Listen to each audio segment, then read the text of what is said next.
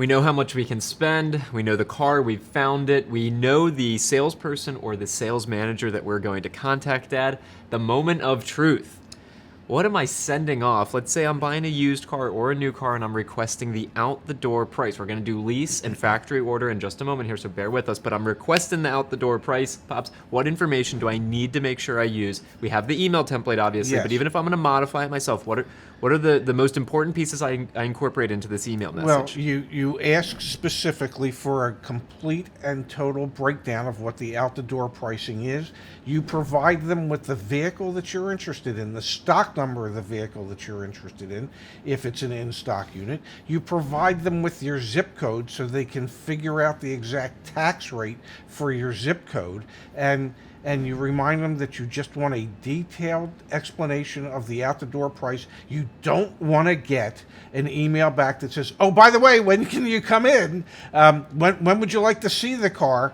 No, you are going to try and control the entire aspect of this transaction by stating you want the information via email so that you can have a complete record of everything that's discussed with the dealership. And we're going to include, obviously, on the page, you can see it, there are examples of what out the door price worksheets look like. Okay, so this includes all dealer installed options, accessories, any fees. If they're discounting, it would list the discount. All of that should be on the sheet there that you're asking for, and explicitly call that out. If you use our email template, it calls that out. And make it very clear. You know, like, this is the VIN, this is the stock number, here's what I'm interested in, because where this path of a potentially easy car deal where you negotiate well can really go south quickly because you're not providing the information that's needed. It becomes phone tag or email tag back and forth. So look at the email template, copy and paste what you want out of it, but the pertinent information is the vehicle information and being explicit about the out the door price. And also part of the email template is that you're prepared to do something by the end of this month, and that if the deal warrants it, you could move sooner.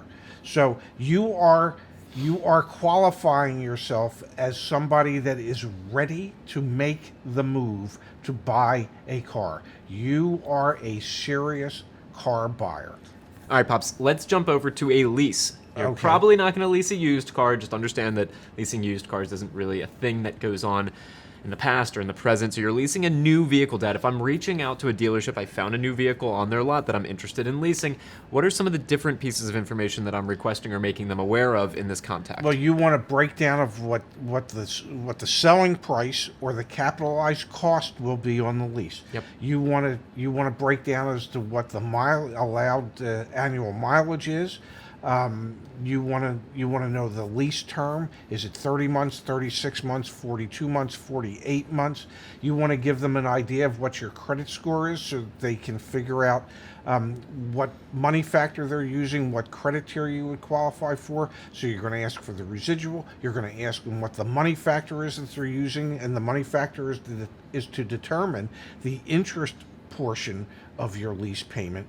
So those are the things that you're after: selling price, agreed upon capitalized cost, money factors, residual values, and amount of miles allowed driven. And another piece would be if there are any types of rebates that are currently in the market, or Yes. by the end of the month, things like that from the manufacturer, the things that you could potentially impact that capitalized cost. That would be the other piece to potentially bring up. Now, Dad, let's go over to factory ordering a new car. Obviously, when you're factory ordering a new car, you don't have the opportunity to negotiate the thing like it's on the lot, like a used car is, or a new car that's been there. So let's talk a little bit about the information you need to request when you talk about a factory order.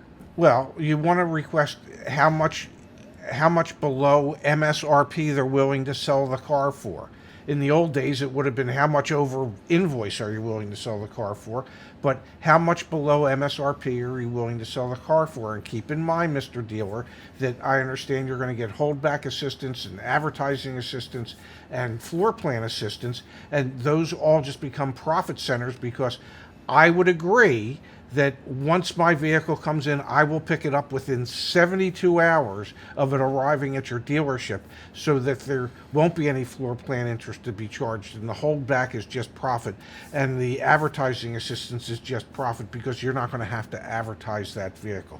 So much like anything else, this is just going to be based, let's agree on a selling price plus all the fees and out the door number. Now, You want to, once you've agreed to these numbers, you want that on a buyer's order, and you want that signed by the general manager or the dealer principal or one of the sales managers, that this is the agreed upon price, less any consumer incentives that might be available at the time of delivery. And we're going to get into the nitty gritty of that as we talk about negotiating a car in the next section, but these are the pieces of information you want to include in your initial outreach because it shows that you understand the business. Yes. And it also shows that maybe I can get a car deal done really quickly if I'm the dealer. Another piece that I think is worth mentioning, Dad, is how large of a deposit do you require? What are your every dealership's different, to be very Yes. clear. Every dealership's different about their agreements around deposit. So ask that question And make in your sure it's emails. refundable.